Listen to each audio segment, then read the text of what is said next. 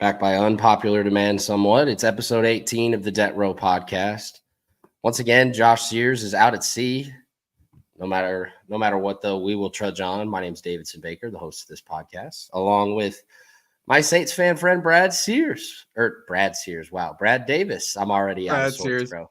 Yeah, no, me and Josh are not related, but you know what? I wish I could start that over, but we don't have that liberty.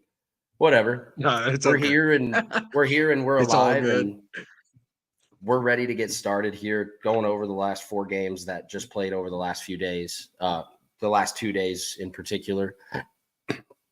And we're going to go over the other 12 that are yet to be played in week 12. And we will go ahead and get right into it and start in Detroit. So I had a feeling that this game was going to be big trouble for the Lions. Before I say when did you feel like the Lions were in trouble? Ooh, I don't know. I feel like Jared Goff's interception. What he had 2, didn't he? Did he have 2 or just the 1 interception? I can't remember. Well, he fumbled 3 times. Yeah. So probably about the second fumble. I was like, divisional game, Thanksgiving, you're coming on a short week. Even though they were at home, I feel like after the second fumble, I was like, all right, this is going to be a little bit more of a challenging game for them than I thought it would have been. But yeah, probably the second fumble is when I started really questioning, like, I don't know exactly what's going to happen with this Detroit team now that, they're playing Green Bay and Jordan Love was playing out of his mind yesterday. Kind of restored some faith in me for the Love era in Green Bay. I thought he played phenomenal, and like you pointed out, he's been playing good these past few weeks. He's kind of turned it around quite a bit, and kind of juiced some confidence in this team and his offense. Because now the offense is clicking pretty well.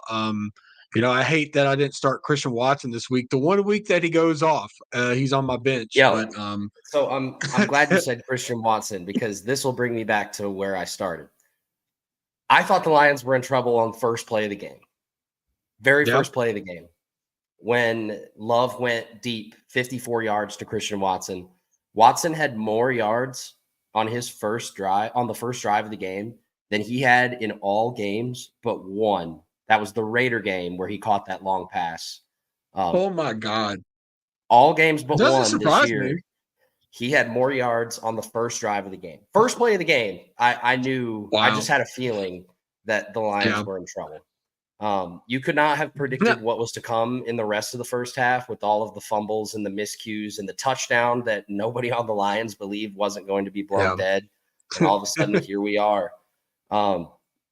It's a crazy sport, because when we watch these teams, Brad, and it was either week 3 or 4 at Lambeau, these two teams were not even on the same stratosphere as each other. No. And here we are 8 weeks later. Yeah. We were at that point, we were talking about Detroit being like, a top contender in, the NFC and potentially being able to kind of push the buttons of the Eagles. But after these past 2 weeks, it just feels like, they've kind of went on a downward spiral right now. I know they didn't lose to the Bears, but they came pretty damn close to losing to them. And then this kind of game, this is a divisional game where, the Vikings are starting to kind of like, catch fire. So that's something you have to worry about. If you drop one more and they win one more, then you're sitting at, only 1 game ahead instead of like 2 or 3. So not looking all that great for the Lions, but I don't know. This game was very puzzling to me because Detroit, even though they've been struggling, I feel like these past few weeks they've been able to find ways to win, and in this game it just didn't happen because Jordan Love was just doing whatever he wanted to against them. He made some incredible throws, dude. He made big-time throws, the dot towards the corner of the end zone to Watson included. This is, at this point, with all the injuries that they have on offense, it's nothing less than impressive what they've been able to do in the last 2 weeks. And I think it's very clear and obvious Jordan Love is hitting his stride and playing the best ball I'm going to go ahead and read you their remaining schedule. I think Green Bay is definitely alive in this playoff race. Oh, yeah. Yeah. What, they're sitting at 5-6 right now? That's correct. Yeah. I'm going to read you their remaining schedule. Next Sunday night, they have the Chiefs at home. And how are you going to have any confidence in the Chiefs right now? Chiefs at home, at the Giants, Buccaneers at home, at the Panthers, at the Vikings, Bears at home. That feels to me like 4-2 at the very worst. Yeah, that's exactly what I was going to think about. I think, like, floor-wise, it would probably be about 4. I mean, like 3. But ceiling, I mean, potential maybe even 5 wins right there. I don't know. And you said it's at Kansas City? It's at Arrowhead? No, it's in Lambeau. Oh, okay.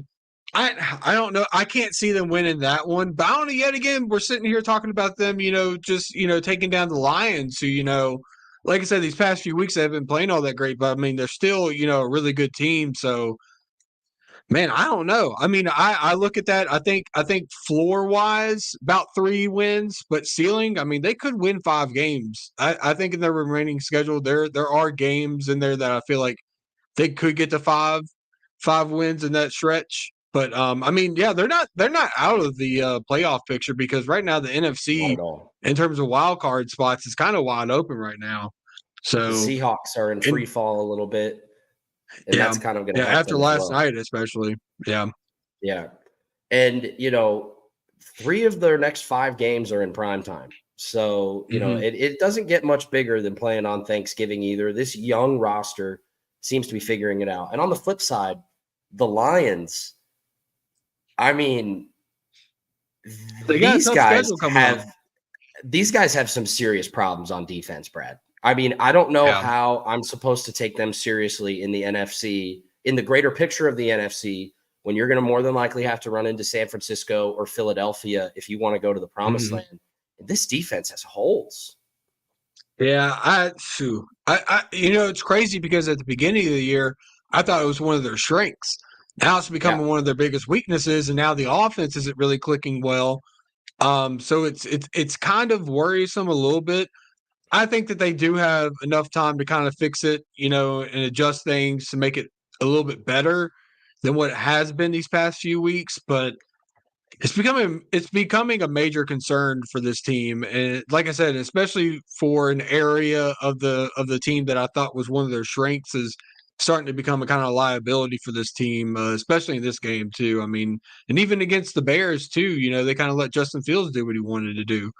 So it's very concerning, but they still do have a little bit of time to kind of get back on the ropes. I know they play my Saints next, so yeah, that could be. I feel like every game against the Saints is a get right game for the other team, so it could be another get right game for them. So I don't know. We'll see. But my faith in Detroit isn't completely lost yet. I think they're still a good football team. It's just these past few weeks, like I said, have just they haven't really gone the way that they've wanted to. 5 of their last 6 games are against teams that are at 500 or better, including a December 30th showdown at Dallas. And right now, Dallas, as we segue, looks like a juggernaut. However, withstanding. They got to beat a good team to make me believe it. 45-10, the Dallas Cowboys absolutely roll in the second half, scoring 25 unanswered points to cover every number live, here, there, everything. And interestingly enough, Brad, as this week has begun, the first 4 games, you know how the unders have been printing money all season long. The over is 4-0 to start week 12. Hey, we love some overs. Yeah. I mean, this one was pushing until Deron Bland. I mean, props to Dallas's scouting department for going out and getting Deron Bland out of Fresno State, because he broke the record yesterday. For the 5th time, he took a pick to the house. And it's only week 12. Who's to say that he's not going to stretch that record going forward? I mean, yeah, exactly. He's been playing lights out right now, sure. No, but as far as Washington is concerned, Brad, and I'm going to let you have the floor here. Ron Rivera is in trouble. They fired Jack Del Rio today. Yeah. They fired their defensive backs coach today. They're going to let him take reins of the defense. But man, I mean, I just don't see a scenario where Ron Rivera survives beyond this season. Yeah, I thought after this game it could have been a scenario where he does leave, where the Commanders kind of move on from him and let Bieniemy take over as the head coach. I think it's crazy to think that with this. I feel like the Commanders are kind of more talented than they appear to be. Defensively, probably not, but offensively, they have a lot of pieces that I feel they have a lot to build off of. But in the grand scheme of things, it's not working with Rivera, like not at all. And I think a lot of us thought that after this game, that would have been, that would have been it. Like I feel like it would have been a perfect time to do it after an ugly loss like this. Give your fan base a little bit of hope to look towards next season, because I feel like now the Commanders are kind of, even though, like I said, the NFC is kind of still wide open with a wild card spot. I just feel like Washington can't really compete right now with the defense and how it's been playing. So I feel like this would have been a perfect spot, to cut ties with Rivera, let Bieniemy take over as the head coach for the rest of the season and see what he can do, and decide what you want to do next season. But just an ugly loss. Dallas tends to just beat up on these mid to bad teams. Dak Prescott looked really good. Even Brandon Cooks. Brandon Cooks had a really good game. He's starting to kind of catch fire a little bit these past few weeks. So that's good to see for them. Kind of take the workload off CD. But yeah, I mean, I think this is the good team versus bad team kind of situation we always have, where it's Dallas came in, fucking controlled the game from start to end, and just put the Commanders in shambles, basically. Are you ready for the I can't believe this stat of the week? And it's a big one, but it's actually unbelievable. Coming into this game, all time, when teams had more than 20 first downs, I wrote this all down because it's unbelievable. More than 20 first downs, more than 100 rushing yards, more than 300 passing yards, more than 30 minutes of time of possession, and one turnover or less. Those 5 things. 57-0 in NFL in the last 20 years. Jesus. In the NFL. And not only is it now 57-1, that one lost by 5 touchdowns. Oh, Jesus. I didn't even know that. Good. That's insane. God. That's insane. You picked up 20. They picked up 23 first downs, 108 rushing yards, 300 passing yards, turned the ball over only one time, held the ball for 36 minutes of this game, and lost by 5 touchdowns. Yeah, listen, watching the game last night, it felt like they were kind of, moving the ball pretty well. It was just all these third down, third and shorts, just the play calling. Listen, I have a lot of trust in Bieniemy, and I think that he can be a really good head coach. But last night, I was like, what the fuck are you doing? Third and one was brutal. I understand, wanting to take shots in games and kind of do things that you wouldn't expect teams to do. But in third and short yardage situations, like don't fucking throw a 50-yard, get the first down and then take the deep shot. Like some of these teams in the NFL right now are just making my eyeballs want to explode when it comes to me watching these teams in these short yardage situations just do out of pocket things that make no sense. Like this game, and especially this game, a division game, a game where if you win, you're still kind of more so in the playoff hunt. I didn't understand it. And it wasn't just like, one situation where they had that. It was multiple situations where they had short yardage opportunities to get the first down. They just completely blundered on them. So this just feels like a Commanders team right now that's kind of poorly coached. Especially from Rivera. They have talent. I think they do have a lot of solid talent. It's just they need to find the guy that's going to bring it all together. But yeah, Dallas looked really good though, and that's all I can really say from this game. Like they have, they're a lock. They're going to be going to the playoffs. Oh yeah, we no will see what question, happens from that point on. Another team that's going to the playoffs is the San Francisco 49ers. I do not know how this team lost 3 games in a row, Brad. Like they looked like a completely different team those 3 weeks playing the Browns and the Vikings and the Bengals. Just stagnant offense. Even before Williams and Debo got hurt in the Browns game, stagnant offense, guys way out of position, no gap integrity on defense. And I mean, Seattle kind of started to make a charge in the second half last night when it was 24-10 and they were down in the red zone.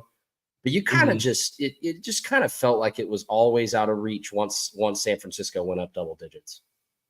Yeah, it's kind of the flip coin of the Cowboys, and well, not really more so a flip coin, but about the same kind of game where San Fran came out from the jump and just controlled the line of scrimmage in terms of the run game. McCaffrey, that man's not from this earth, dude. He's not. He's from another planet. Some alien species dropped him down here. He took the disguise of a human, and now he's the 49ers running back, and he's literally unstoppable. He had a solid game. Debo had a really good game too. Debo went crazy last night. Yeah. And I feel like this San Francisco team is at its best when offensively they're spreading the ball around to every one of their playmakers. Because if you get Debo, McCaffrey, Ayuk, George Kittle, even Mitchell, if you get all those guys all at working, throughout the offense in different parts, and you're spreading the ball around, you're not going to stop it. Like you just can't stop it, And last night that showcased, and especially against Seattle defense that I think we can all agree has been pretty good. They've been pretty solid, and for them to come out there and just let San Francisco do whatever they wanted to do was a little bit alarming. I know I talked about this a little bit in the group chat, but Geno, listen, I loved Geno last year. I thought, he had a really solid year, but he's not the Geno of last year. I think there's a huge regression from his game. And it is concerning too because Geno, they just paid him, a good chunk of money, and they don't really have another option at quarterback to where they can move off of him, in the next 2 years. And right now they're sitting here, kind of still in playoff contention. So they're not really going to have a draft pick like they did these past few years where they could take a, quarterback higher. So I don't know. I mean, I don't think Seattle's still out of the picture. And they're definitely not because they still, they're still in playoff contention. But last night doesn't really boost any more confidence in me than what I did a couple weeks ago with this team. But I mean, this was just a game, San Francisco coming out, controlling the line of scrimmage from start to finish, and getting a big divisional win. Winning this game so they can go into Philly and kind of compete for the first seed as well. So pretty good. Hey, and also shout out to Debo for getting the over receptions and over yards in the fourth quarter. That was kind of crazy. And it all really, the whole season for 49ers fans like me, no matter if we get the 1 seed or not. Yeah. I know I speak for all other 49ers fans when I say we are licking our chops for next Sunday, 4:25 p.m. at the Link, 49ers Eagles. It's revenge time, baby. I can't wait. It's going to be a great game. It's going to be a great game. Miami 34, Jets 13. This game concluded about 2.5 hours ago today on Black Friday, the first ever Black Friday game in NFL history. Fourth game that's gone over the total, like I mentioned earlier.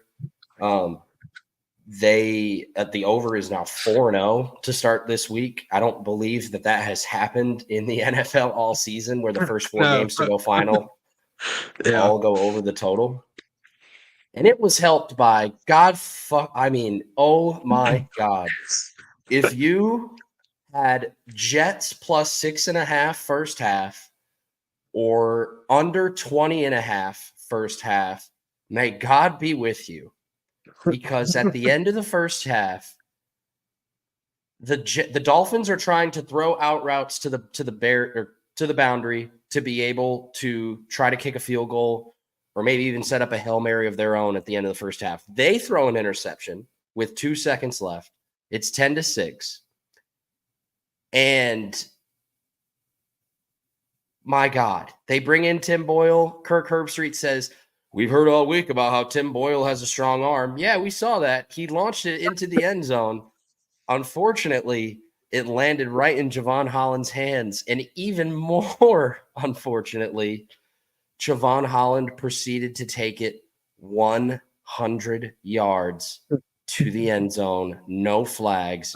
Dolphins minus 6.5 first half hits, over 20.5 first half hits. Good God. That's one of those, if you're on the wrong side, that you pray for everything glass and everything fragile that's around you, because that is I've never seen that before. No, I haven't either. Because it was interception, pick six for fucking 100 yards. Good Lord. Never. I've never, and especially to end the first half. That was also the thing too. Like, I was at work watching that, and I was like, oh my God, like this is fucking crazy. The over was never in question in this game. I called some. I knew there were going to be some pick sixes in this game. I didn't know there were going to be two. And especially one with Miami as well. Tua didn't have all that great of a game. He did have a lot of passing yards, and Tyreek and Jalen Waddle. I think that they probably would be the best receiving duo in the league right now. I don't know if that really would be a question. I can't really think it. I mean, like Debo and Ayuk are up there too. Yeah, Debo and Ayuk, but I feel like with Debo, he's missed some time and he hasn't been as consistent as like someone like Jalen Waddle. So I might give them a slight edge, but today, my God, they were dynamic. I think Tyreek ended up with like 107 yards and a touchdown. Then Waddle had like 114 yards, no touchdowns, but still, even when Tua doesn't play good, that offense still finds ways to put up points. I think the defense is, yet again, they are playing against Tim Doyle. Tim Doyle? Yeah, that's his name, right? I don't even know. He might not even be on the NFL team next year, but 2 interceptions, did not look good at all. I don't understand why they just don't go with Trevor Siemian. Like, the guy's played the guy the guy has played in the NFL. He's had, he started for the Saints back when Jameis Winston got hurt for us. I don't understand the move from Zach Wilson to Tim Boyle. Like, to me, I feel like in that sense, you would want to go from Zach Wilson to a more vet player that, kind of knows the game a little bit more than both of those guys. So you're muted. A guy who started a bunch of games. Yeah, exactly. And what Tim Boyle, I looked at his college stats. It looked like he was not all that of a great college quarterback either. So I don't know exactly what's going on with the Jets right now.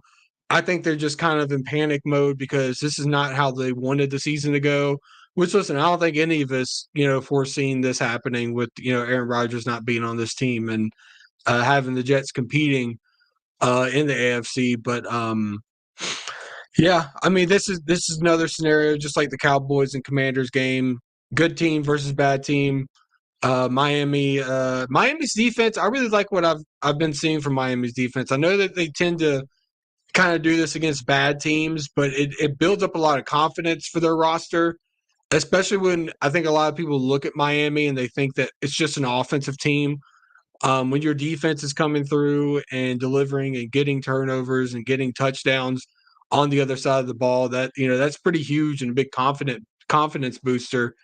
That can lead into January and kind of bleed into February too. So the over was never in question. It was definitely in question, dude. No, it was never in question, dude. It was It was 3-0 never for at the me. end of the first quarter. I wasn't even sweating, dude. I wasn't even sweating. I knew it was gonna happen. You are a I had liar. faith. And I had hey, faith. I don't mean to hit you with a low blow, but congratulations. That's your first win in Pick 5. Dude, it's in 2 weeks. I know, man. It's been pretty brutal. So it's nice that I can get a win finally. So we'll talk about that more on the Pick 5 at the end. Yeah, But you're already a point up on me. So without further ado, let's get into the 12 games that we have going forward. And I think the premier game on the docket at 1:00, winner of this game controls the AFC South. Yeah. Jacksonville and Houston. Houston is a short dog at home. This line has pretty much stayed right at about 1 to 1.5 all week. Both sides are seeing pretty much equal action. Total at 47.5. I mean, what more do you have to say other than the winner of this game is in the driver's seat in this division? Tank Dell is starting to look like a bona fide wide receiver one as a rookie. At the beginning of the year, you could have said that the best rookie wide receiver was clearly Puka Nacua, and I would still hear those arguments. But Tank Dell is absolutely coming for that throne. Pause. Yeah. But, it's a huge game for Trevor Lawrence, in fact, just because, the Jaguars kind of have that Dolphins and Cowboys glow to them right now. Dolphins and Cowboys glow to them right now, where they beat up on bad teams. They get at home last week and they destroy the Titans like they're supposed to. But, they play the 49ers and get boat raced. They play the Chiefs and they can't score touchdowns. As a 7-3 team, this would be absolutely massive for them to open up a 2-game lead over the Texans. Whereas, if the Texans win this game, the Jaguars are still in a decent spot to win the division because they'll be tied record-wise. Whereas if the Jaguars win this game, the Jaguars will have a 2-game lead on the Texans. And, having a 2-game lead with 5 games to go might seem a little insurmountable. When you look at the Jaguars' final games after this week, they have the Bengals with a backup quarterback. They have the Browns with a backup quarterback. The Ravens, tough game. The Bucks, the Panthers, and the Titans with technically, if we're talking about opening day, a backup quarterback. So this is the game of the year for Jacksonville and Doug Peterson and company. Yeah. I think a couple of weeks ago, we looked at Jacksonville's last, few games and we were like, this might be a very important game for them. I still think it is. Like you said, there's huge implications to, who takes full control of the driver's seat. Doesn't Houston beat them earlier this year, didn't they? Beat their ass in Jacksonville. Yeah. I don't see a scenario where that happens. I think this game is a little bit more closely contested than the last meeting they had. But I'm liking Houston. I've loved what I'm seeing from them. They're kind of a team that's been finding ways to win. I know that they had a pretty close game this past weekend with the Cardinals, but Stroud is looking incredible. There's a lot of talk about him potentially even getting into the MVP conversation. I think if he wins this game and he plays really well, I think there starts to become big discussions about him being one of the favorites against like I said, against a Jacksonville team that, while like you said, they haven't really played all that great against really good competition. They're still sitting at 7-3. they're it's not like they're a huge fluke or anything. I mean, they are a good football team. I think overall I just like Houston a little bit more. I think they've been playing with a little more fire under their seat. Their defense has been playing really well. And like you said, Tank Dell, a stud. I think that's something that was kind of underrated going into this year with the receiving class. I think a lot of people thought that this year was going to be kind of a weaker receiving class, but I think so far it's been like one of the best I've seen in a good while. So Yeah. that's pretty exciting. Yeah, I mean, I'm really loving Houston in this game. I think like I said, I think it'll be a little bit more closely competitive compared to the last meeting that they had. But and I would probably maybe push the over, which is crazy to think because also Jacksonville hasn't really been able to, I feel like, consistently be great on offense, but Houston is also defensively has been kind of back and forth. And right now I think Calvin Ridley's starting to get back into his own. Trevor Lawrence is going to be a big game for him, so I don't really see him disappointing that much. And like I said, Houston, they can put up points. They've been doing it. So I'd probably lean towards the over, but I'm going on Houston on this one. The key in this game for Jacksonville is going to be defending the pass. They are fourth to last, 29th in the NFL in passing defense. And believe it or not, with a rookie quarterback, the Houston Texans are number 2 in the NFL in pass yards per game. That is going to be the key. And if Houston's going to get whatever they want, I have to agree with you, and I have to agree with Josh as a little bit of a precursor to pick 5, that the Texans are the side here. But it does feel kind of trappy. It really does. I mean, the Jaguars being short favorites on the road, a lot of people would look at that line and be like, what's up with that? I'm grouping myself in that. Another big divisional game to see if the Cincinnati Bengals have any left remaining life in them. They will get the incredibly underwhelming Pittsburgh Steelers at home, who will play their first game with, I believe it's Brian something. I don't remember his last name, but new offensive coordinator after the release of Matt Canada. The first time the Steelers have fired a coach in season on staff in over 6 decades.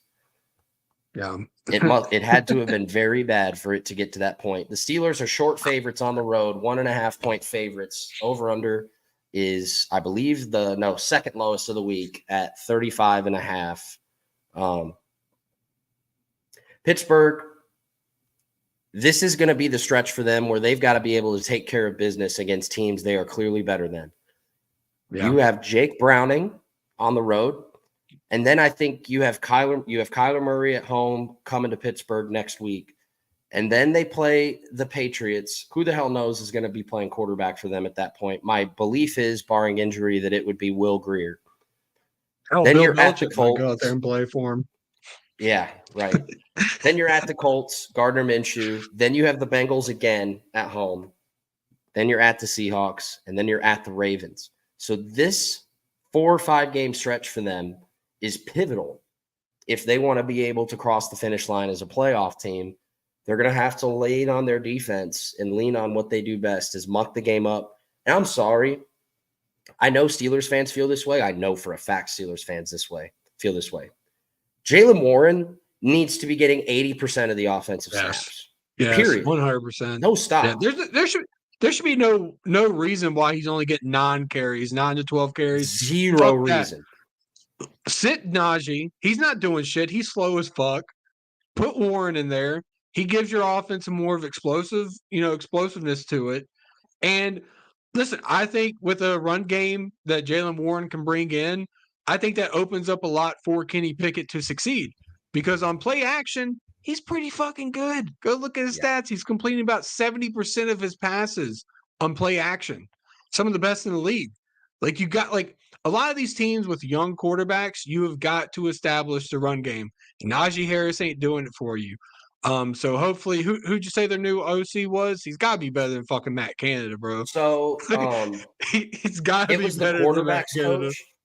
It was the quarterback's coach. I believe, I'm just guessing here, I think his name is Brian Sullivan. Let me double check that. So Okay. Mike Sullivan. Yeah, Mike Sullivan. Mike Sullivan. Okay. Yeah, Mike Sullivan. He's got to be better than fucking Matt Canada. That last game against the Browns, my God. I mean, some of the play calling in that fucking game made like it reminded me of fucking Pete Carmichael. It was that bad. So this is kind of the new regime without Matt Canada. So hopefully we see something a little bit more creative with this Pittsburgh offense because they have talent. Don't get me wrong. I think Pittsburgh has a lot of talent on their offense. It was just some of the play calling was just not doing it, like not at all. So hopefully, they can rejuvenate some confidence into their offense. I think the defense is, very underrated. I think a lot of times what would happen in a lot of these games is, the offense would just stall out and then the defense would stall out. And, I think that's the reason why some of their numbers aren't all that great defensively. But they have playmakers on the defensive side too. So I think looking at this game, I'm probably leaning. It'll probably burn me again. But I'm going to lean towards Pittsburgh on this one. I think, and I hope that Pittsburgh can start doing things a little bit more creative on the offensive side. I'm sure it won't be completely different because you just can't change a whole offensive playbook in 1 week. So I'm sure it'll still have the same identity, but hopefully it's a little more creative. And, in key situations, they call plays that actually gain them yards and not fucking throw it behind the line of scrimmage. Why, on 3rd and 15, I don't understand why a lot of these offensive coordinators right now are throwing it behind the line of scrimmage. Doesn't make sense to me, but hopefully I don't get it. I don't get it. But I'm liking Pittsburgh in this game. I would probably lean towards the under just because I don't think both of these teams can score a lot of points. Even without Matt Canada, I still don't see Pittsburgh coming out here and just lighting it up. I don't see that happening.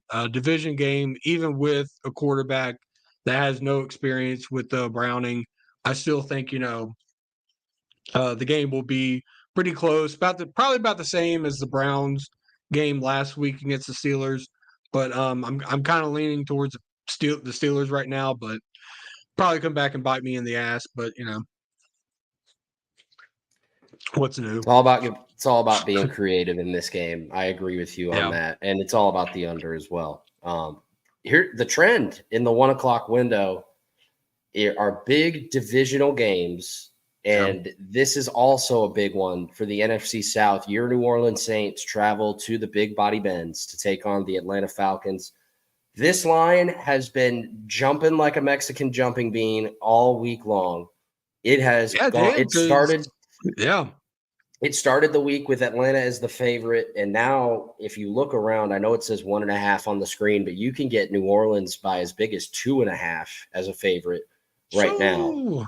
It depends on where you look. Okay. But I think the key in this game is going to be the turnover battle. The Saints are, believe it or not, a top 5 team in the NFL in takeaway differential. And the Falcons are a bottom 5 team in the NFL in takeaway differential. They're going back to Desmond Ridder. I know we called all at the beginning of the season for it to be Taylor Heineke, and it didn't really make much of a difference. So let's just remind ourselves, though, this is a team and this is an owner in Arthur Blank that said, Lamar Jackson, no thank thanks. God, bro.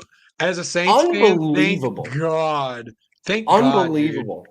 God, Like, even with the top 10 pick, they could have moved up and got themselves a quarterback this past draft. But you're telling me You're telling me right now, if Arthur Blank, and he would never admit this publicly, these owners have a whole lot of pride that they have to cling to. But you're telling me in private that if Arthur Blank wouldn't have a do-over on that he would absolutely go back and pay Lamar whatever the fuck he wanted. No, because absolutely. this team would be 9-2. This team would be 8-3, somewhere in that realm. If they are 8-2, 7-3 rather, because they've only played 10 games, but if they had Lamar Jackson at quarterback, I mean, my God. And the head coach withstanding, But, this is going to be a matchup of two bozo head coaches, two guys who are not very profitable against the spread. Dennis Allen, actually, believe it or not, in the last 20 years is the least, even going back to when he had his short stint as Raiders head coach, is the least profitable head coach against the spread in the last 20 years in the NFL. Yeah. So it does scare me a little bit with the takeaway differential, but Atlanta has been good at home. They're 2-8 against the spread this season, but with the spread this short in a game of this importance and how back and forth this division has been all season, I favor Atlanta in this matchup. Tell me why I'm wrong. I honestly I can't tell you why you're wrong, because as a Saints fan, I like, listen, we'll get back to this game in the pick 5. But I don't know. I'm probably about the same with Vegas. I probably keep on flip-flopping. Probably it's just because biasy wise, I'm picking the Saints. I think in terms of quarterback play, I would trust Derek Carr a little bit more than I would Ritter in this situation. Carr has been in these kind of situations where very big division games, kind of importance. He's always he knows how to kind of control those games. But at the same time, he hasn't really been all that great this year. So I can't really bank on that either. The Saints have some pretty key injuries. Marshawn Lattimore is probably not going to play. Michael Thomas has gone to IR. Hey, at least he got to 10 games. That's all I got to say about Michael Thomas. At least he got to 10 games. I do feel bad for Michael Thomas. I mean, I know that it's always a running gag with me and our buddy Brett, with him always talking shit about him. But I mean, listen, I hate it just because, Michael Thomas was on such a trajectory as a player. And then, for some reason back in 2020, Sean Payton decided to keep fucking Michael Thomas out there when we were up like 15 points. He injures his leg and it's just never the same again. And Michael Thomas has been playing pretty well this year for the role that he's been given as, kind of the backseat driver as the receiver on this team. So, in leadership as well, I think that's, a big loss as well. So, the Saints are kind of coming into this game banged up as well. So I think that's another key thing to kind of look out for in this game. Um, but for right now, yeah, I probably would lean the Saints. I feel like they have a little bit more experience overall as a team. They're a little bit more vetted than the Falcons are. I don't trust Dennis Allen and Pete Carmichael. I think that's been kind of a consistent opinion of mine throughout this whole entire season. Is both of them are fucking bozos, and I don't want them on my team anymore. But I feel like games like these, this is where, we're really going to get a feeling of what team is probably going to take hold of the division. Because if Atlanta wins, they have a 1-game leg up. And if New Orleans wins, they have a 2-leg up. But even at 2 legs, I wouldn't really feel that confident. So yeah, I'm probably going to lean New Orleans. I would probably lean the under. Both offenses for me haven't really shown any consistency. Divisional game. Atlanta always plays us pretty hard. So I'm going to lean New Orleans, and I'm going to take the under on this one. Back at it again, actually taking the under on the Saints game. I don't know if that will happen or not. For a while, it was working for me, and then it stopped completely. So I don't know. Another big divisional game this weekend that's going to decide a lot of things when it comes to who is playing in mid-January and who's not. A big game for two teams in a cross-divisional game is Tampa Bay at Indianapolis. What stands out here from a betting perspective, this line for the total opened at 40. The line right now, Indianapolis minus 2.5. Total can be had at 44.5 or 45. The total opened at 41.5 and immediately, and I mean immediately, took sharp action on the over, and it has steadily climbed all week long. We will come back to the total for the pick 5 in 2 different capacities. Indianapolis couldn't cover a bedspread. Tampa Bay's receivers are great at creating separation. Tampa Bay's defense is great one week and terrible the next. So you don't really know what identity you're going to get as far as Tampa Bay's defense goes. I've said it many times on this podcast. They have big physical corners that should be able to have their way with teams. But we have two teams here that are both above 500 against the spread. Tampa Bay at 6-3-1 and Indianapolis at 6-4, fighting for their playoff lives. I mean, it's still anyone's division in the NFC South, and the Colts are deadlocked at 500. I would probably lean because I don't feel great about either side. I would lean Tampa Bay a little bit, getting points on the road. I would. Yeah, they've been good on the road for the most part this season. They've been pretty bad at home. I mean, they've had tough games at home, Philadelphia, Detroit, and so on and so forth. But, at the end of the day, I think Tampa Bay might just have a few more horses in the stable. I would not be surprised come Sunday if I don't wake up and think that I'm going to hit Tampa Bay money line. But it just depends on what kind of defense we see from Tampa Bay, because we already know Indianapolis defense is more than likely not going to show up. And that's what makes this game fascinating. Yeah. But I mean, hell, what kind of Gardner Minshew are we going to see? Are we going to see the one that throws 3 touchdowns or the one that's going to throw 2 pick sixes? I think against this Tampa Bay defense, and listen, I think Tampa Bay has been a little bit better than what I thought they would be this year. Baker Mayfield, surprisingly, has probably been the best quarterback in the NFC South, which is something I did not predict. I thought, probably mid-season we would have seen Kyle Trask come in, but he's kind of bought himself a position to potentially even re-sign with the Bucks next season, and maybe them draft a quarterback and let them sit for a year. But in this game, looking towards the future. But in this game, I probably would lean towards Tampa Bay. They're kind of in a situation right now where they need to win to keep their playoff hopes alive and keep their hopes alive in the division, because the South is not completely finished yet. There's still a lot of football left and a lot of key divisional games throughout the rest of the year that can kind of determine if Tampa could win the division. So, but I think for this game, I kind of lean towards Tampa. Their offense has shown that they can put up points, and their defense has shown that they can play pretty well.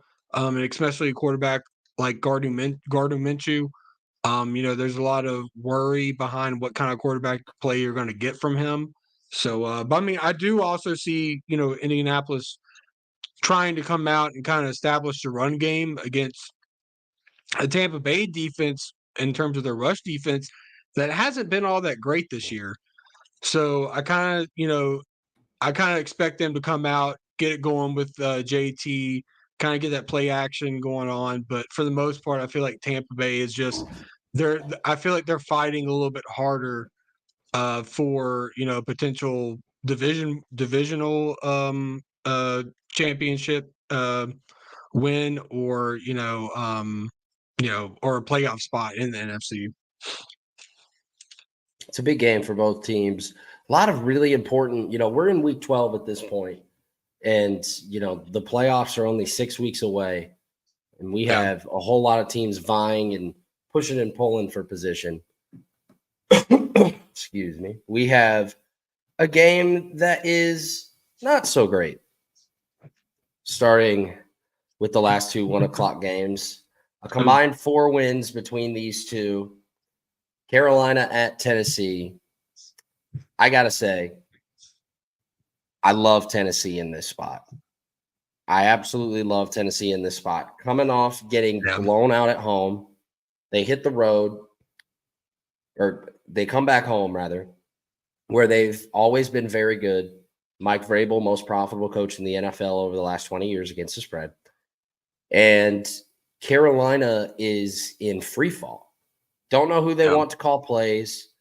Don't have any wide receivers that can create separation. Adam Thielen can make a catch, several times a game, but can he run 10 yards upfield without being caught? No. I don't Jonathan think so. Mingo has been so underwhelming. Mm-hmm. And Tennessee, I just think, has a little more firepower. and has a little more fire in the belly going into this game, to quote the great Pete Prisco. Yeah. 3.5, that hook will probably scare people off. But give me Tennessee. I mean, I feel like if I had an honorable mention play every week, I'd be hitting most of them, because I always say my honorable mention pick of the week on this pod, as far as outside of the pick 5. Most of the time I end up being right, shockingly enough. And that for me would be Tennessee this week, especially if this dips down to 3 at some point, which I don't expect. I'm very much so interested in taking Tennessee on Sunday. Especially if it drops down to 3. I feel like, that's probably going to be the bigger swing for me. I think, honestly, Carolina has been so messy up to this point in the season. Poor Bryce Young, I mean, you get drafted first overall.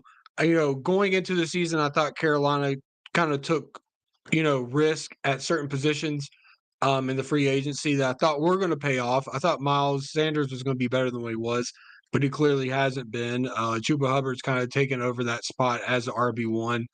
And like you said, too, I mean, them not being able to have a consistent play caller with this, team has been a big concern. Frank Wright has just not really been the head coach that I thought he could be for this team. I think he's a talented offensive coordinator. Offensive coordinator. And I thought his time in Indianapolis was kind of unfair, just because of the circumstances he had to go through with those teams. So I thought this was going to be, kind of a rejuvenating thing for him and kind of build up something. But now we're talking about him potentially getting fired towards the end of the year, which is, as an organization and as a team that is this young and in kind of a rebuild mode, you don't want to get rid of the head coach that you brought in to get your team in a position where you want them to be in the future.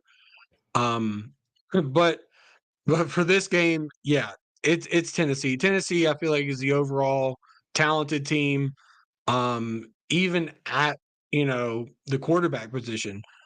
Do I think Will Levis is going to have a better career than Bryce Young? I think that's still kind of up in the air. But right now, looking at it, I feel like Will Levis is kind of positioned to have a better career. And I think right now they have better offensive weapons in Carolina. I feel like they probably have the better head coach, and defensive wise, Carolina hasn't really shown much to boost any kind of confidence in me to stop anything. So I don't know. Give me Tennessee. I would probably lean the under on this one, just because I don't think Carolina can put up a lot of points. Especially against, I've talked about it all year. I think Tennessee's defense is highly underrated. I know their pass defense isn't all that great, and I think that's something they'll have to address in the offseason. But for the most part, they do really well against the run. And especially with the Panthers, not being able to establish a run, if they can't do any play action, it's just going to be a nightmare from start to finish. I'm not ready to give up on Bryce Young yet. However, you did say something important. Set up for the future. I don't know if I'm willing to side with Will Levis, though, as far as who's better set up for the future, because let's make no mistake about it. Neither of these guys are set up well for the future. But Carolina, go ahead. I mean, yes and no. I mean, I think talent-wise, I think Bryce Young is definitely more talented than Will Levis. But I think in terms of where the Titans are at, in terms of draft capital, in terms of, cap space, they're kind of in a position to build around Will Levis. Whereas Bryce Young, they have no draft capital. They're not in cap hell or anything. But, like, who wants to, go and play for a team that we'll probably be looking at their, a new head coach at the beginning of this year. So, like, the rebuild isn't really even a rebuild anymore. Let's stop there too, though, real quick. Don't mean to cut you off, but that's something else you said too that caught my ear. Do we really think Frank Reich's one and done? It's seeming like it. I mean, it really does. It's seem not like, out of the realm of possibility. But yeah, I mean, everything coming out of the media, it kind of leans towards it. It kind of sounds like the front office is not happy with what he's been doing, which is so strange to me. I mean, like I understand a lot of the hype coming into this year was Carolina looks really good. And on paper they did. They looked really solid on paper. But like to tell yourself as a front office that you would be competing in the NFC with a rookie quarterback with a lot of young talent and a lot of, holes that you still need to fill, I feel like they were kind of setting themselves up for, disappointment. And I don't think the best scenario is to get rid of your head coach only 1 year into the into the rebuild, which I don't know. I think overall I think it'd be dumb for them to move on from Frank Wright after 1 year. But everything I've been hearing, it kind of sounds like his seat is starting to get really hot. And I don't know if they don't have patience, which is very strange. I mean, didn't they just get a new GM or something like that no, with the Tepper? Fitterer's been there, I think, for the last now. I think this is his third year because Fitterer's first move was trading for Sam Darnold. So it could even be his fourth year. But here's where the only reason that I kind of push back on that. David Tepper took over as owner for the late Jerry Richardson in 2019.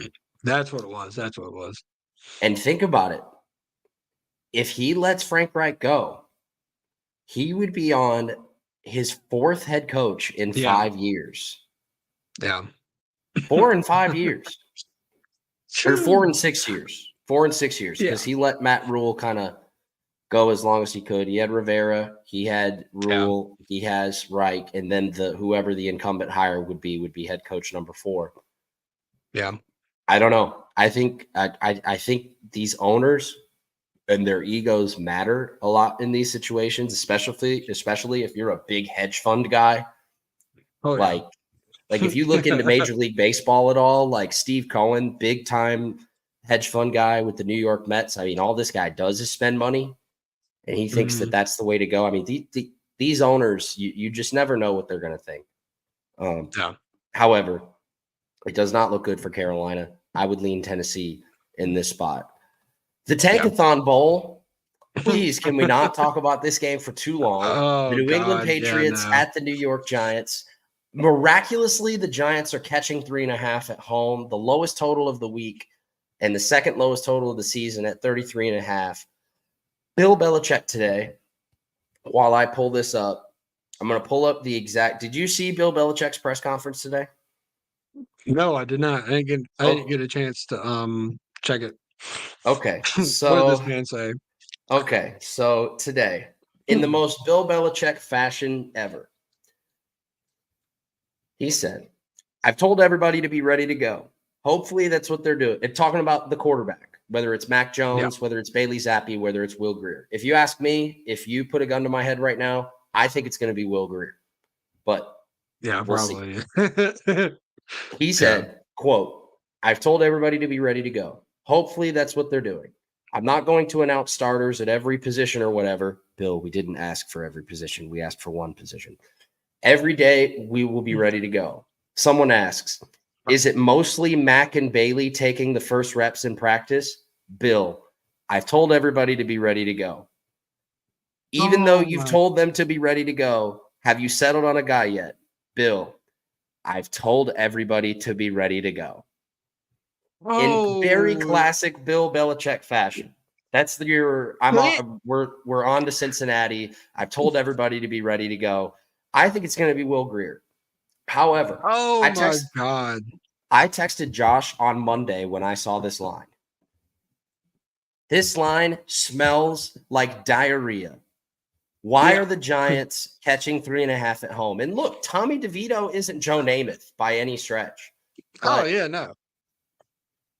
The Giants catching points at home off of a week where they looked like they finally found some rhythm. This is just going to be your classic, the system. Teams that didn't cover the week before against their last game, rather, because the Patriots were on a bye last week, against teams that did cover the week before. Yeah. I don't know, man. I mean, it's It's going to be very, very hard for me on Sunday not to go with my gut and bet on the Giants. It is in the pick 5 this week. It's not in mine, but catching 3.5 at home against Will Grier?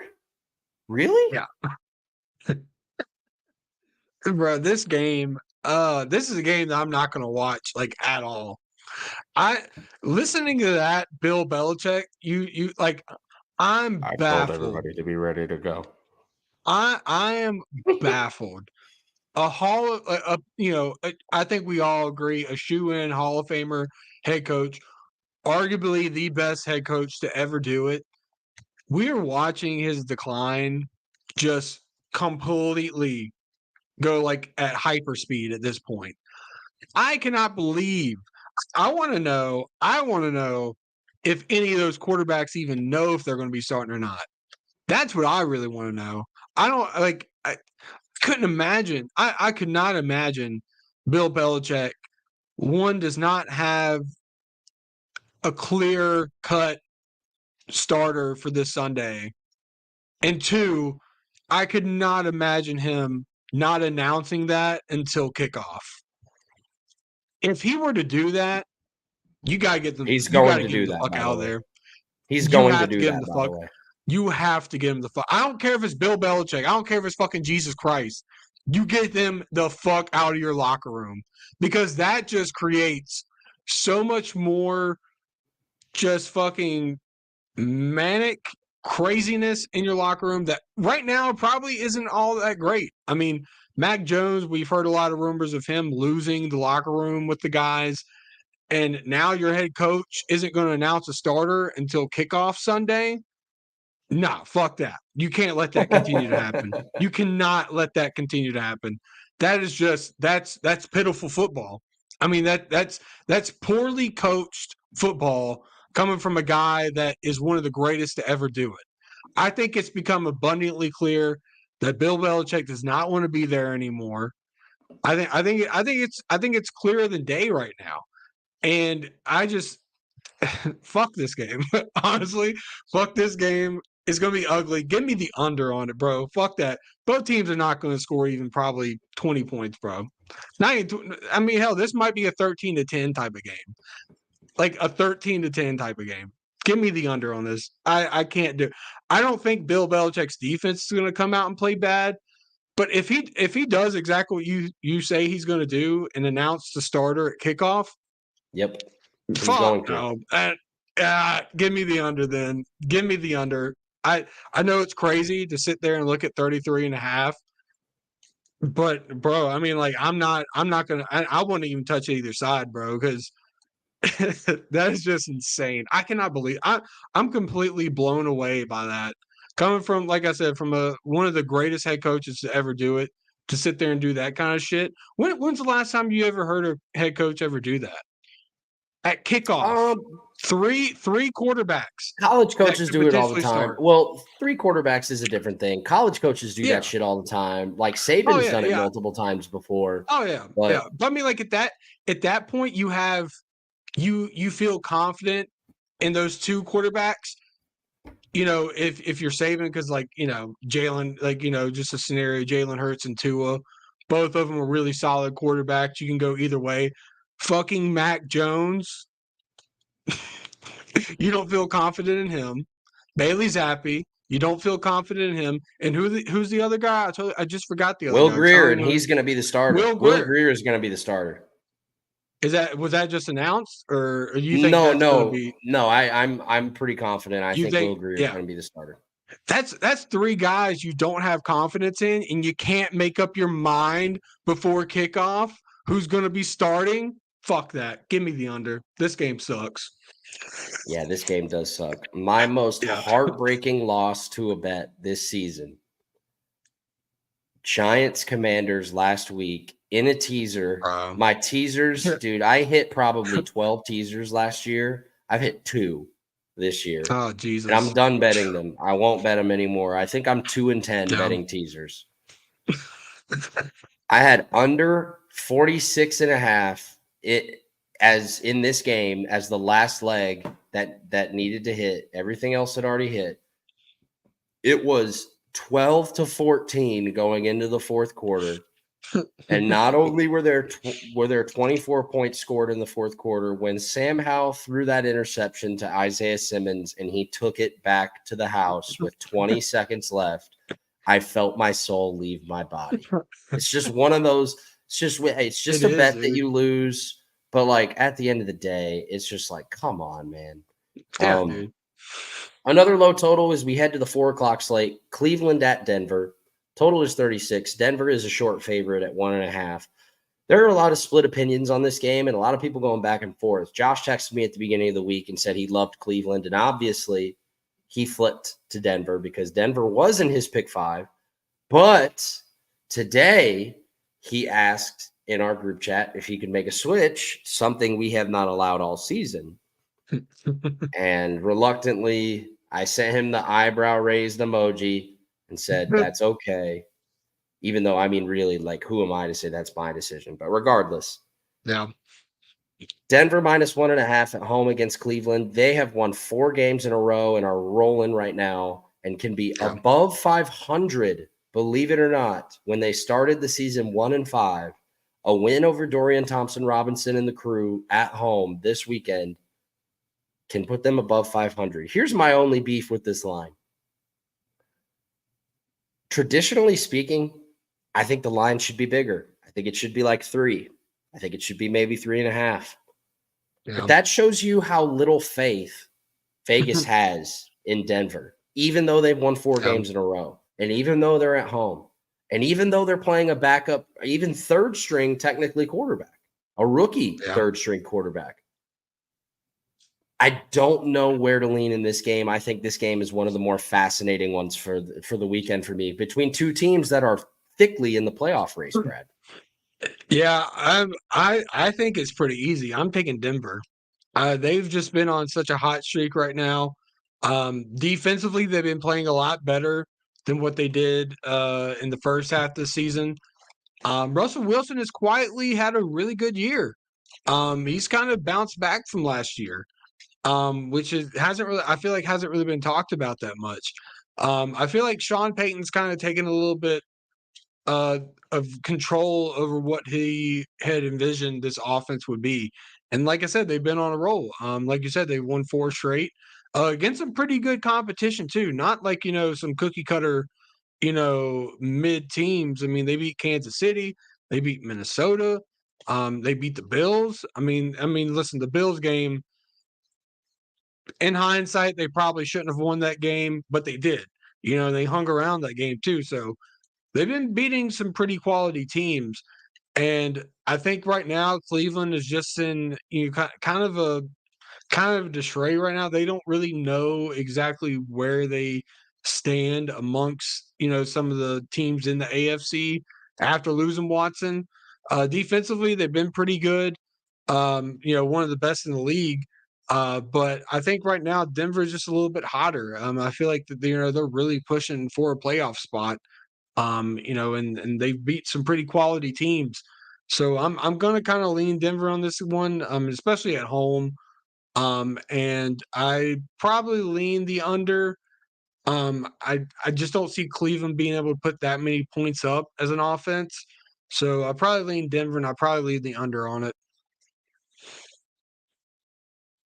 It's one of those things, man, that it's, we're in week 12. We are at the point where lines are so sharp, opinions have been formed. A lot of people are too stubborn to change them. And, despite Denver's recent success, a lot of people couldn't unsee what they saw in the first 6 games of the season. Where, I mean, think about this too. Think about this too. If they hadn't collapsed in week 2 against the Commanders or got that 2-point conversion that we all thought was clearly pass interference, I mean, we're talking about the Broncos at 6-4, looking to go to 7-4 if they win this game. I mean, I feel like that's been the case for a lot of teams this year, where it's just, a lot of defensive blunders going on, a lot of, offensive struggles that have kind of kept them back from being what they want to be. But yeah, I mean, you're totally right. I mean, I feel like this team is. I feel like a lot of people look at the Miami game and think of just that. Like, this the same Denver team that let Miami put 70 points on them. I don't feel like I it's don't think that team exists anymore, Brad. I no, it really don't. doesn't. They've picked it up. They, like I said, defensively they've been playing a lot better. I don't think they're at the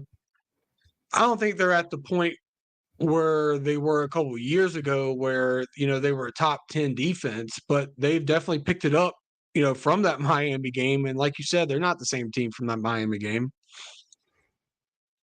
No, they're not. No, they're absolutely not.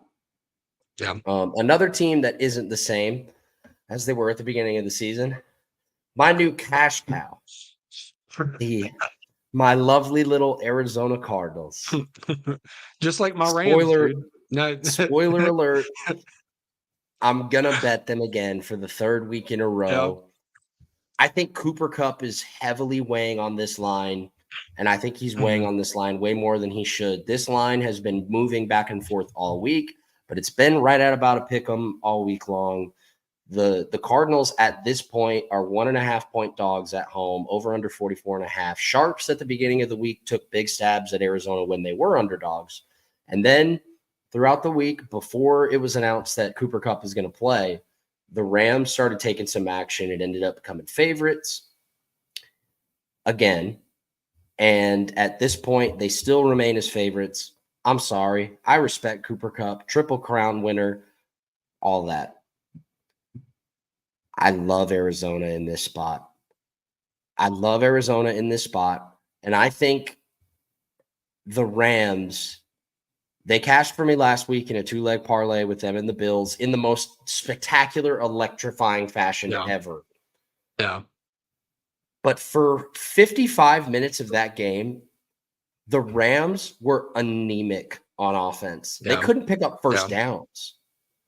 And Geno Smith's elbow injury withstanding was really the only reason the Rams had a chance at winning this game. And Jason Myers, who's normally reliable at making field goals beyond 50 yards, especially in a dome, couldn't connect. I got lucky with that. However, I love Arizona in this spot.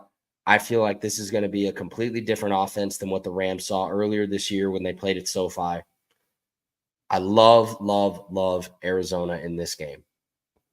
Yeah, I'm probably with you. And I mean, like, even with and it's funny because we talk about how Cooper Kupp is probably the reason why this line is moved the way it has. I find it funny because, this past Sunday when Cooper Kupp went out, that's when the Rams offense started clicking a little bit more when Puka became the main target. So I don't really know if Cooper Kupp has all. I mean, listen, Cooper Kupp, like you said, amazing player. He just hasn't really been the same this year. I know he's been dealing with a lot of injuries, but for the most part, he hasn't really been playing up to what he did that year when he got the Triple Crown.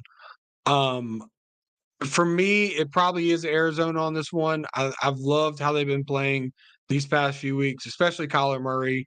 Him coming back, I think, has given this offense a little bit more life, especially with them having Josh Dobbs. I thought Dobbs played pretty well in the absence of Kyler Murray, but since Kyler Murray's come back, this offense just has a little bit more juice to him. So I'm probably going to be leaning Arizona in this game. I might go the over just because I think both offenses, funny enough, are able to kind of score a lot of points. I say that because Arizona has been, they have some playmakers on the offensive side, but for the most part, it really is just Marquise Brown, and that's really it. I know they got James Conner back last week, I believe. So that's also been a big push for them as well to get their number Huge. one running back.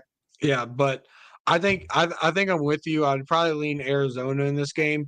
Also, division game, so there's not really big implications because I mean, listen, the Rams I feel like are kind of in the back of playoff contention. But like they would have to have a lot of things happen for them to kind of have that playoff picture a little bit more clear for them. Arizona's just playing, to win because they want to win. But like we said, division games are always tough, but I think both these offenses are capable of putting up points, so I'd probably lean the over on it. I would actually lean the under here. I think the Rams Yeah. offense, like I said last week, was anemic for 55 minutes in this game. Yeah. And, at this point, I don't know how you can have confidence in them putting points on the board. The Cardinals defense has very quietly been pretty good the last 2 weeks, only allowing, I think, less than 20 against the Falcons, only Yeah. allowed 21 points against the Texans last week. But where the Yeah. Cardinals have had issues, the Cardinals have had issues in the red zone. And they've gone Mhm. for it on almost every down. This is what you have to look for, and this is what you have to factor into your bets when you're betting on teams that are 2-8, 2-9 at this point of the season. They're going to go for it on Yeah. fourth down. Their season's already over. Yeah. They don't give a fuck. Yeah, exactly. Yeah, They're exactly. going to go for it on fourth down when they need to, and sometimes that can end up being great, or it can end up being an abject disaster. Yeah. The CBS Jim Nance Tony Romo game of the week, Buffalo at Philadelphia. The Eagles are -3. I mean, I was a Chiefs bettor on Monday night, and that was one of the most frustrating things I've ever watched. Yeah. Because Philadelphia, I know they're 9-1, but when's the last time, Brad? When's the last time that we thought the Eagles were playing their best football? I mean, really. They should have lost against the Cowboys. Yeah. They should have lost against the Cowboys. They kind of ho-hummed their way against the Dolphins. They could have easily been beaten by the Commanders in week 8. Well, they They could have been lost to beaten the by the Jets. Vikings if Justin Jefferson doesn't fumble out of the end zone. Right. And I think this defense has kept them in games when they shouldn't have, and they could have arguably lost to the Commanders twice. Yeah. And somehow we're able to beat them twice. I do think that I do think that there's a lot to be said about teams that find ways to win, and that seems to be the identity of this Eagles team. The key, though, and every defensive coordinator has to hammer it home against any defense playing Philadelphia. You cannot give them 3rd and short. You cannot give them 4th and short because it's a 100%. It's a 100% conversion rate. They're going to pick it up. They're going to run the push. They're going to run the tush push every single time. Yeah, and we talked about the Commanders, how they failed on 3rd and short yardage situations. The Eagles are literally the blueprint of how to convert these fucking 3rd and shorts and these 4th and shorts. Listen, they're not the every greatest team short can do yardage team I've ever seen. Yeah, and I mean, like, my thing is they know how to do it properly. A lot of these teams are running plays in shotgun, doing play action passes. Run it up the fucking middle. Run it twice. If you're going to go for it on 4th and 1, run it on 3rd and 1 and run it again on 4th and 1. Like the Eagles, like you said, are by far the best team in the NFL because they know how to handle those kind of situations. And listen, it could be a big factor in this game because Buffalo's run defense isn't all that great. Their defense has been kind of mid this season. They haven't really shown up in a lot of key big games. I mean, hell, we watched them, let Mac Jones march down the field to score the game-winning touchdown. Buffalo has just been such an up and down team, very inconsistent team. I would probably lean Philly on this one just because while I've been I think out of all of us, probably the more biggest praiser with Buffalo because I've seen a lot of good from them and I've seen games that they should have won that they easily just let, slip through their fingers. But that's just who they are. They're a team that, will stay kind of competitive in the game, but they'll just let it slip out of their fingers. So I would probably lean towards Philly. Like you said, I don't think we've seen Philly play their best football, which could be very dangerous, or it could be a telling that it's what week 12 now. Is this week 12? Yes. Yes. Yeah, it's week 12. They haven't really picked it up offensively the way that they were last year. That might be a little bit troubling. And especially with Jalen Hurts kind of dealing with some injuries right now. That's also something to keep an eye out on. Um, it's definitely fascinating to see this team, like you said, finding ways to win. And, usually that's what great teams do. They find ways to win, even if their offense isn't playing all that great, even if their defense isn't playing all that great. They find ways to win. But yeah, I'd probably lean towards Philly on this one. The Bills just really haven't given me anything consistent for me to kind of feel comfortable with them. I don't know. I'd probably lean towards the under on this one just because, like I said, I can't really trust both offenses right now because both offenses have shown that they can, put up a lot of points, and then they can also have games where it's just very low scoring and they only put up 20 points or 17 points. So I probably lean towards the under, and I probably lean towards Philly. But also, where are you at right now with Jalen Hurts being the odd-on favorite to win MVP? How are you feeling about that? I don't understand how he solidified it last week. When I say solidified it, because I say that in jest because how the books catapulted him towards the favorite after he, quite honestly, Brad, did not look great last week. No, he hasn't. I think overall I think he's taken kind of a step down from last season. I feel like I just don't think the books know who's going to win MVP, and I think that they're reluctant to admit that Dak Prescott has a compelling case as well. But Dallas has to beat a good team. Dallas has to beat a good team. They have the Dolphins, they have the Lions, and they have the Eagles again, so they'll have their opportunities. But I mean, look, I think the MVP race right now is wide open. And we could even see CJ Stroud climb into there if they win this weekend. We really I mean, right now for me, it's probably Tyreek. I would say so, but I know a lot of people don't want to really put him in the conversation. I just don't think a wide receiver can win it. See, that's the thing. I don't understand it, but it is what it is, I guess. Speaking of the lady in the red dress, Kansas City -8.5 at the site of the Super Bowl, Las Vegas, who has very quietly covered 3 spreads in a row. Yeah. And I think a lot of people are going to see this line and think, well, how can you trust Kansas City to cover a number over a touchdown? The line right now is 8.5, over under 42.5. They have owned the Raiders over the last 5 years. They have they are the Raiders' daddies over the last 5 years. It's the same way that they own the Broncos. They are absolutely own it. Well, I mean, until the Broncos beat them earlier this season. That is true. And that was on the road. They'll play again on Christmas. They play again on Christmas at Arrowhead, which has a high potential of being like a snow game. But that being said,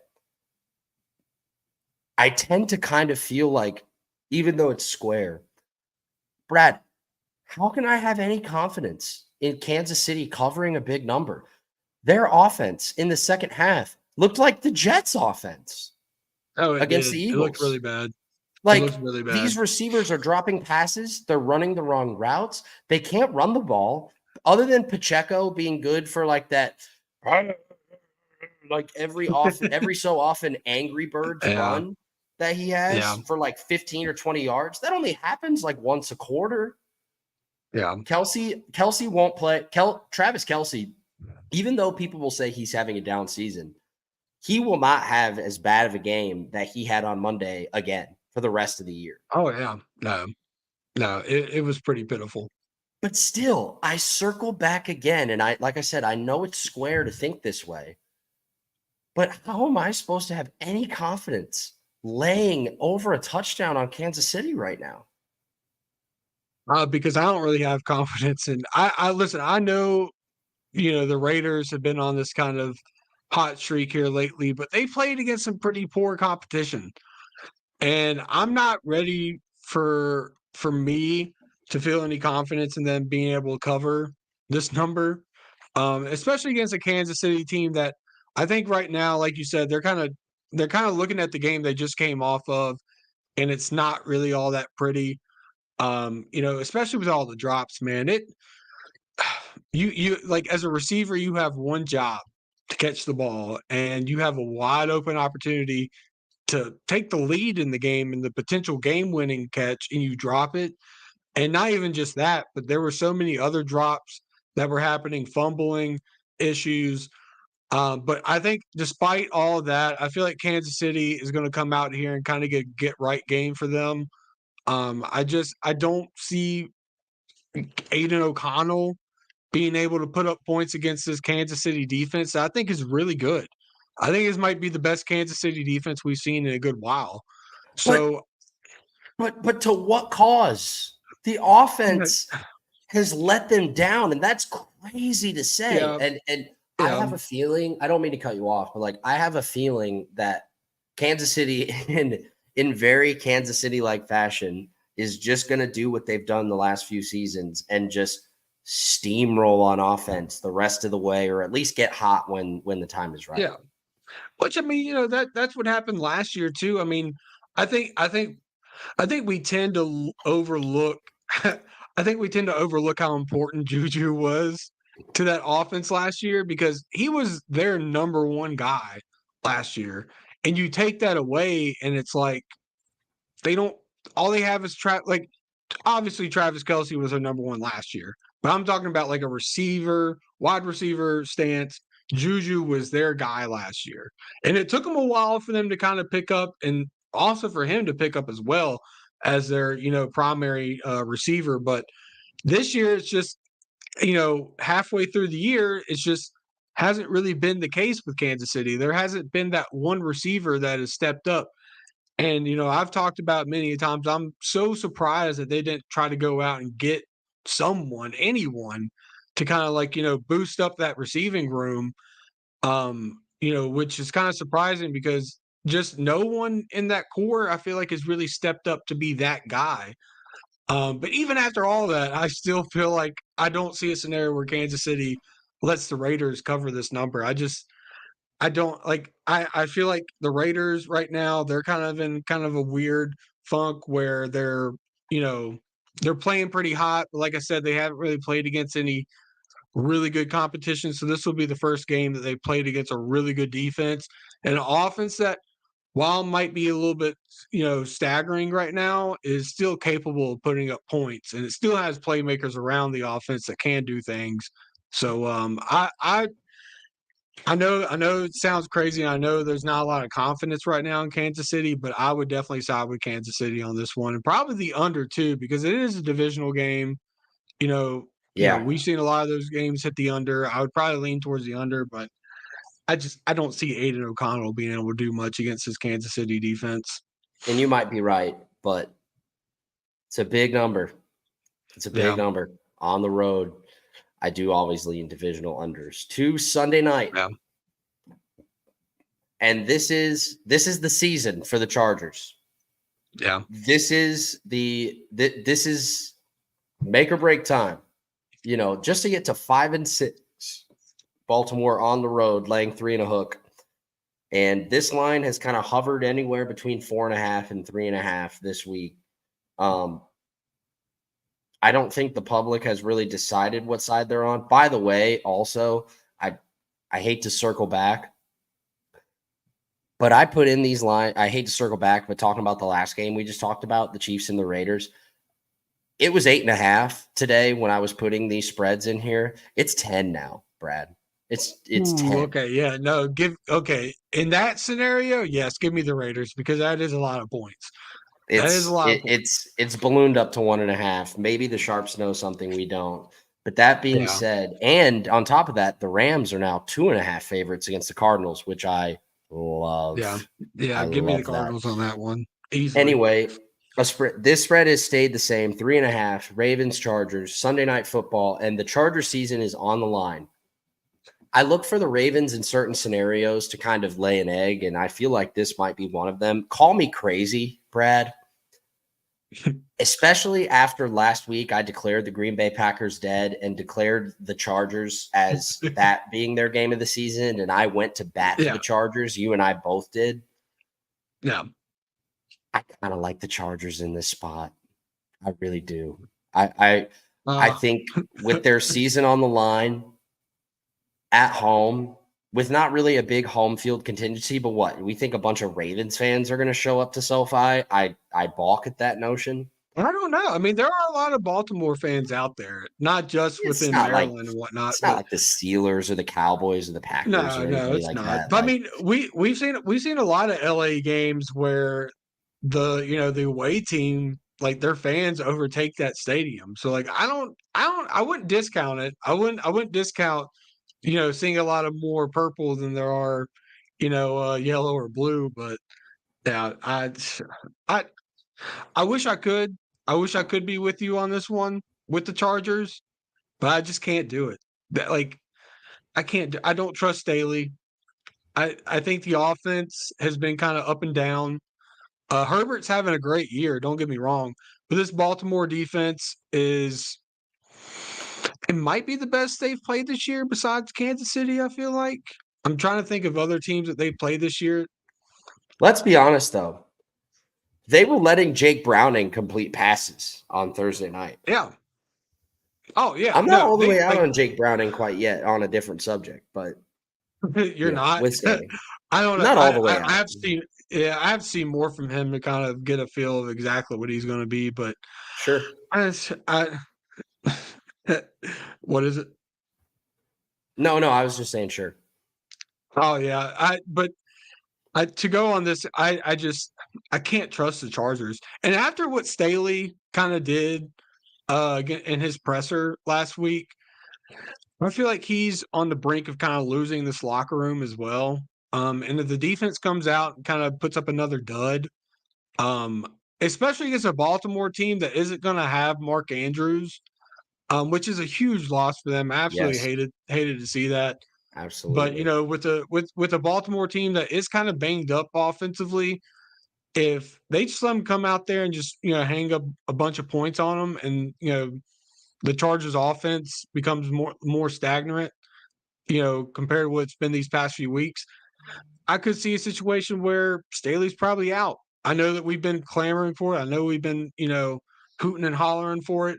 I think this might be the game that kind of determines, and especially, like I said, after his presser last week, like you can't let that shit continue to happen, because then that starts bleeding into the locker room. And then guys like, sit there and say, what the fuck, he was up there talking all this shit, and then you can't back it up. Then you start losing the locker room, and you don't want that happening. I think this is a scenario where I feel like the same with the Commanders. What they should have done once they lost, they should have got rid of Rivera and let Bieniemy take over as the head coach. And I feel like in this kind of situation, you let Staley go and you let Kellen Moore take over as the head coach and see what he can do. Yeah, I mean, I don't know.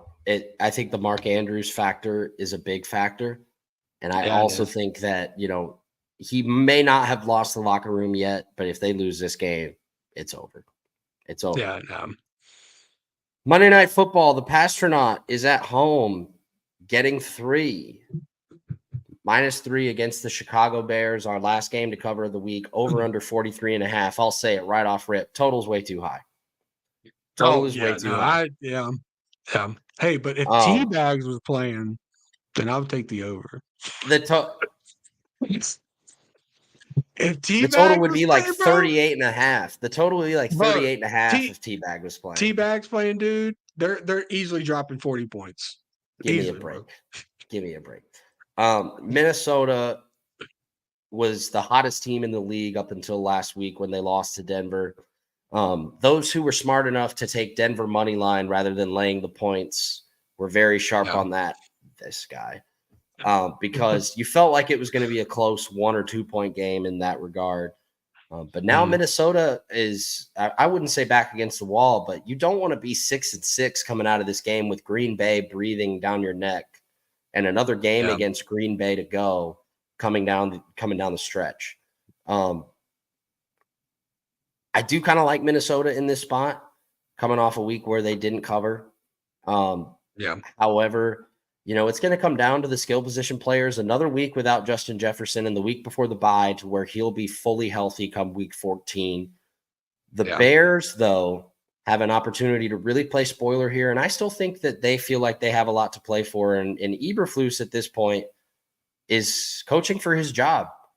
And, we can say that the McCaskies aren't going to fire anybody just because, Virginia McCaskey is 101 years old. And the Bears also have a history of balking at the notion of firing coaches quickly into their tenure. So I'm not too convinced that Eberflus is done after this season. However, a win here would go a long way in building that confidence in the ownership group.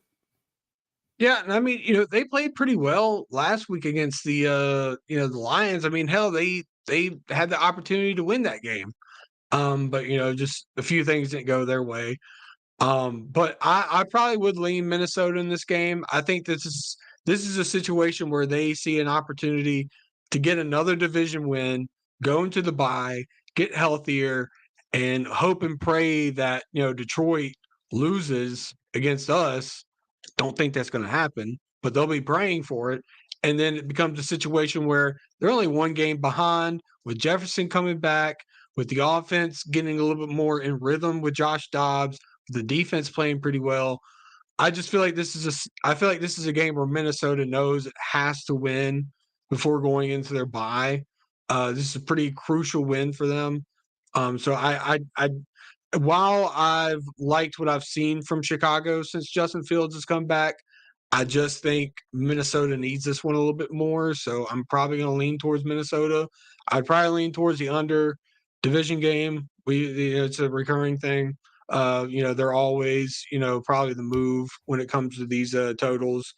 But like you said, also, while Eberflus is also kind of coaching for his life, I feel like Justin Fields is kind of playing for his life because I listen. I mean, they have.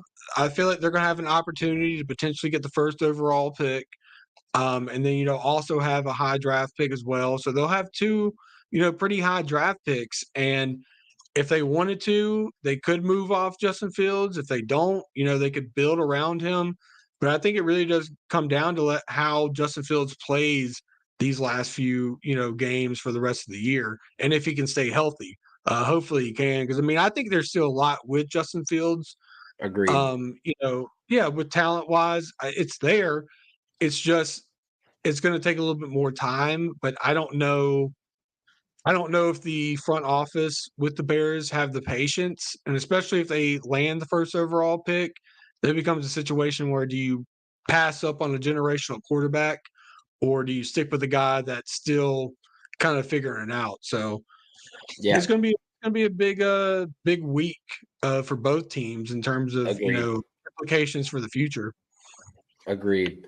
Look, I said I lean Minnesota, but I would not be surprised at all if Chicago wins this game because yes, it's time for Justin Fields to put up or shut up in that situation. And, here we are talking about him potentially being replaced to no fault of his own either. It's not like his own team has the number one pick.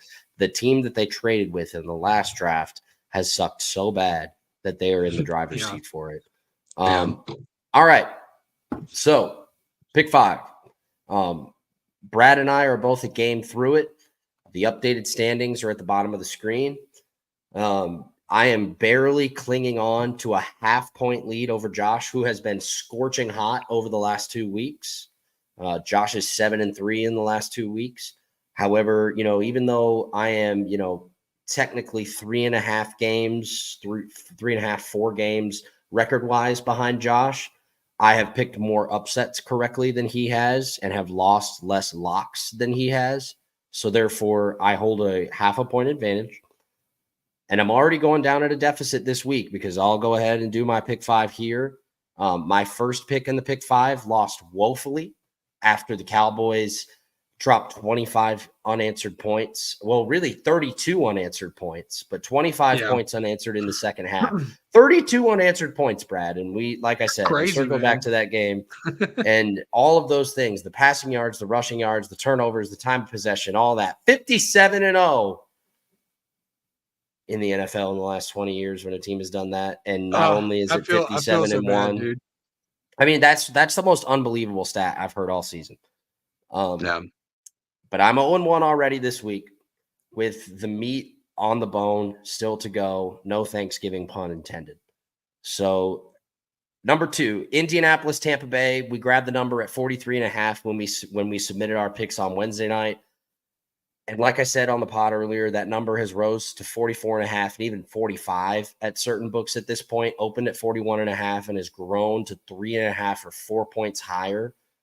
I think everybody is aligned that there's going to be some scoring in this game. The only thing that can prevent this is Tampa Bay. What kind of Tampa Bay team are we going to get? I think Indianapolis is going to be able to score points, but what kind of Tampa Bay team are we going to get is going to be the key.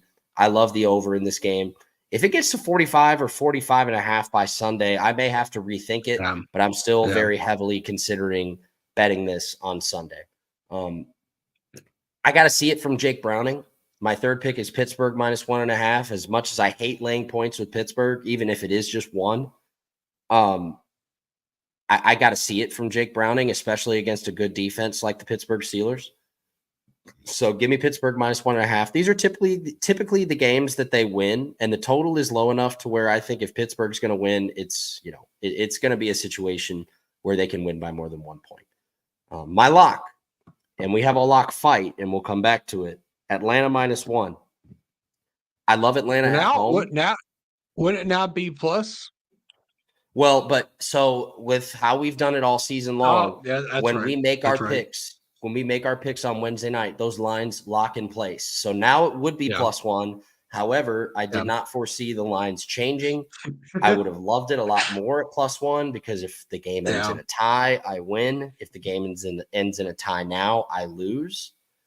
So that being said, I'm locked in at Atlanta +1. I do think Atlanta wins this game. I do think Atlanta makes it a little uncomfortable for New Orleans going forward when they play again later at the Caesars Superdome, because there used to be two big body Benzes, the Mercedes-Benz Dome in New Orleans and now the Mercedes-Benz Dome in Atlanta, but now there's only one.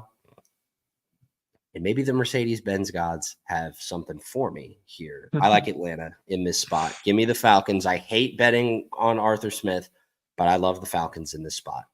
And then my upset doesn't really go farther than how I've leaned already, and the line continues to balloon. Arizona all day. I think I got lucky betting on the Rams last week, and I think that the Rams are kind of reeling on offense right now. And give me the team at home that has the more explosive quarterback, has all of his weapons around him. How healthy is Cooper Kupp? That's going to be the question. I said it earlier. I love Arizona in this spot. Josh is in second place, even though he's not here. He goes second. He and I are in alignment on Indianapolis and Tampa Bay over 43.5. I already went on the diatribe there. Josh loves the under in Pittsburgh, Cincinnati, under 35.5. That game feels like it's going to be a rock fight, and I don't blame him for taking it. I also don't blame him for taking his third pick, the Giants +3.5. It just, like I told you earlier, it smells like diarrhea. I don't understand why the Giants are 3.5-point underdogs at home, coming off the week that they did. You can say New England is coming off a bye. Save it. Talking about a 2-8 team coming off a bye. Yeah. I agree with Josh. I just don't know how confident I am to bet it, even though come Sunday, there's a good chance that I will. Josh's lock is Buffalo +3. Yeesh. Betting on Buffalo is very scary. However, we talked a lot about we didn't talk hardly at all about Buffalo when talking about that game, but I do feel like Buffalo's transgressions could come back and haunt them in this game. Philadelphia just finds a way to win always. Will it be by more than 3? We'll see. But Josh's lock of the week is Buffalo +3. And his upset is the Houston Texans. With that, Brad is already 1-0. He won the Jets-Dolphins over earlier today in spectacular pick six fashion. And I'll let you have the floor for the rest of your picks. Yeah, so I did notice that I kind of backtracked on my Philly and Buffalo, and I actually had Buffalo in my pick 5. So that's I'm gonna have to juice it up and kind of backtrack from what I said in the Philly game. I don't know what it was. I feel like probably when I looked at the line, I was probably like, "Oh yeah, Buffalo +3. I love that. Give me that." But now looking at it, not as confident, but I will make it seem like I'm confident on it. Miami and New York over. I knew that shit was happening. I knew it. No sweating, no nothing. I love it. I loved it. Crazy game overall. Really fun game to watch. So yeah, I ended up hitting the Miami and Jets over. So now to Buffalo +3. Listen, I think overall, I think both teams, Philly and Buffalo, are kind of similar in the fact that they've been kind of consistent. But one team has found ways to win, and others have found ways to lose within seconds of the game ending. So, Buffalo's kept a lot of games close. They have shown that they can put up points even when Josh Allen turns it over. Josh Allen has shown that even when he throws 3 interceptions, he can still get his team in only a 1 point, game. So, I listen. I do like Philadelphia in the game, but for this sake, because I picked them, I'm going to also feel comfortable taking Buffalo +3. Denver, -1.5. I think Denver's been on, quite the roll right now. I love what I've seen from Sean Payton, kind of turning the ship around with the Broncos. The defense has been playing pretty well. Russell Wilson's been having a quiet, resurgence from last year, and I'm just loving what I'm seeing from Denver right now. So give me them at -1.5. My lock, me and Davidson have a lock fight. Lock Give fight. me lock fight. Give me my Saints +1.5 at Atlanta. Um, Listen, I don't have the most up confidence in this team, but I feel like in terms of their experience, they have a little bit more when it comes to these kind of situational divisional games that can make or break your race to win the division. So I'm gonna lean towards New Orleans in this one. I like their defense a little bit more. While I don't think Derek Carr has been all that great this year, I do like him over Desmond Ritter. And New Orleans hasn't lost to Atlanta since 2021. So it's been a good while since Atlanta's actually beaten New Orleans. So I kind of tend to see that happening again, even with pretty lackluster coordinator and Pete Carmichael and head coach Dennis Allen. So give me the Saints at +1.5. And me and Josh are in agreement. I love Houston against the Jags this week. I've just loved what I've seen from them. Stroud's been playing out of his mind, whereas Trevor Lawrence hasn't really been playing up to his potential. Um, I think it's going to be a very competitive game. I don't see it being a blowout like it was last time in Houston's favor. But I think it's going to be a very competitive game, and I'm very excited to watch this game. I think this game could sneakily be the best game of the week. I know that's crazy to say when you look at games like the Ravens, Chargers, and the Eagles and the Bills. I think this game could sneakily become the best game of this week. So give me the Houston Texans to upset the Jags. It's going to be a great week. There's a lot of divisional games. There's a lot of importance in a lot of these games.